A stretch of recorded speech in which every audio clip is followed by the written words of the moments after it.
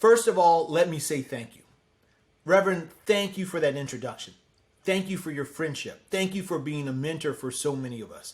Thank you for all that you have done as an organizer and an activist for more than 50 years. Every person looking to make a difference in this country is truly standing on your shoulders. So thank you again, Reverend. And congratulations to the National Action Network and your board members on 30 years. 30 years of fighting and winning in the name of justice and equality. That's 30 years on the front lines of the civil rights movement, giving voice to the voiceless.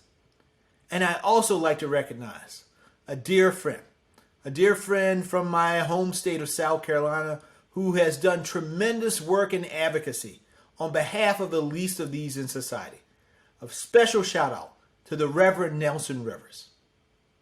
And I especially like to thank all of the clergy and the activists for the role that you all have played in organizing voters during last year's election. Because of you, we have more leaders in office who focus on serving the people rather than their own interests. My friends, the DNC is with you every step of the way. Whether it's donating PPE to the Commitment March on Washington last year, or ensuring the civil rights community had a presence at our presidential debates, we have always recognized that NAN is an essential partner in holding leaders accountable and working towards fair representation for everyone. We wholeheartedly support the right to peacefully protest, and for 30 years, NAN has been a shining example of what happens when you exercise that right. Today, I hope you will commit to joining me in working to protect another fundamental right, the right to vote. At the center of America's very essence is the right of the people to choose who represents them. It's a foundational principle that makes our country what it is. But as you know, it's not easy for every American to cast their vote. There are people around the country doing whatever they can to suppress voters and work against our nation's best interests. We're already seeing it in Georgia. They're making absentee voting harder. They're adding technicalities that could disqualify legitimate votes. They have turned voting into a partisan issue. Voting rights shouldn't be a partisan issue. It shouldn't be an issue at all. It should just be. Unfortunately, this is nothing new. My grandfather, who helped raise me, he used to tell me stories about the efforts to suppress the vote in South Carolina. These weren't isolated incidents. No matter how hard he tried, he was up against a system built to keep him from voting. He was up against a system that didn't make him feel like a whole person.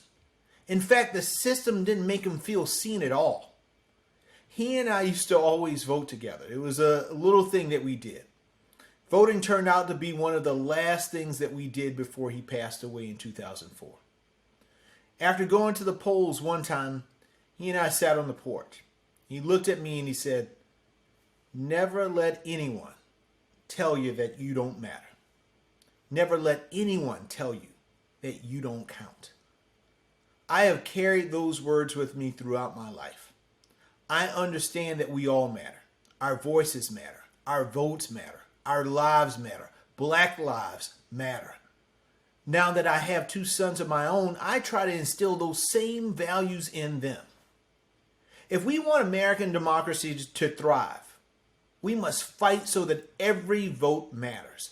We must fight so that every person matters. We must fight so that our grandchildren aren't enduring the hardships suffered by our grandparents. So my friends, with every ounce of determination, with every breath in my body, I'm committed. I'm committed to making sure that we do not go back. We will not return to the days of Jim Crow. My kids and your kids will not live under a system where their voices and their votes do not matter. Now, there are two bills in Congress that will stop these transgressions and protect our most sacred right. The For the People Act of 2021, H.R. 1 or S1, it's a bold package of voting, ethics, and campaign finance reforms that we haven't seen since the 1970s. Politicians shouldn't be able to choose their voters, and billionaires shouldn't be allowed to buy elections. This bill would finally put an end to partisan gerrymandering and a limit on the influence of big money in politics. It would also allow us to modernize and secure the voting process in a manner that is consistent throughout the country. Most importantly, it would help us hold elected officials accountable and ensure that they're always working for the people they represent. The John Lewis Voting Rights Advancement Act. This bill would strengthen voting rights by expanding the government's ability to respond to voter discrimination. Efforts to chip away at the voting rights in recent years have allowed numerous states, including South Carolina, to restrict access to the ballot box and cut the number of polling places in our communities. People of color have felt these changes the most, and the John Lewis Voting Rights Advancement Act can reverse those trends. But everyone here today knows that we can't just wait for the folks in Washington to get it done. Voters need our help in the meantime. The DNC is committed to lifting up every single voter in this country and guaranteeing fair and informed access to the ballot box.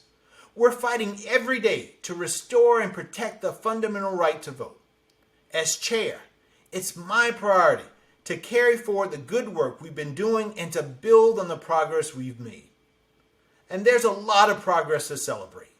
The DNC has implemented our most comprehensive on-the-ground infrastructure ever. We had voter protection staff in 33 states. We invested heavily in technology and data tools, and we were able to proactively reach out to states without resources to help keep a watchful eye on voter suppression efforts. We expanded our national voter hotline and launched a new voter registration and purge tracker. We improved our voter registration platform, iwillvote.com. We expanded in-person and mail-in voting options, and we combated the challenges presented by COVID-19.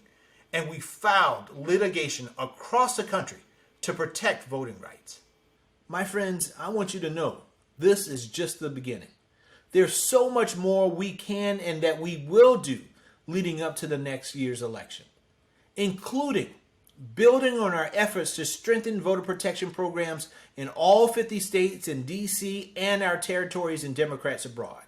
We will take this fight from the courthouses to the state houses and all the way to Capitol Hill. We're going to get there, and we're going to get there because of your help. We need you to organize. We need you to speak out. We need you to join us on the front lines to ensure that every voice is heard and every face is seen, and that our government works for everyone. You know, Dr. King in his letter from the Birmingham jail once wrote, "We will have to repent in this generation, not merely for the hateful words and actions of the bad people, but for the appalling silence of the good people." My friends, there are enough good people to change history. Because of you, those good people will not remain silent any longer. Your actions give them hope. Your actions give them courage to join us. So now is the time. Now is the time to stand up and speak out, to shout it from the rooftops, to tell our leaders that we are here and we are not going anywhere until they listen. I'm grateful to be working alongside you as we continue with these efforts. I know that we stand together. We can overcome any obstacle when we do that. Americans are strong and we fight. And I'm so excited to continue fighting for the good of our democracy alongside each and every one of you. So together, my friends, we will keep working. There is no challenge that we can't overcome. We all have an active role to play in defending our democracy. And I know that I can count on the National Action Network to continue doing the work on the front lines and guaranteeing that everyone's voice is heard. Thank you all, and enjoy the rest of your convention.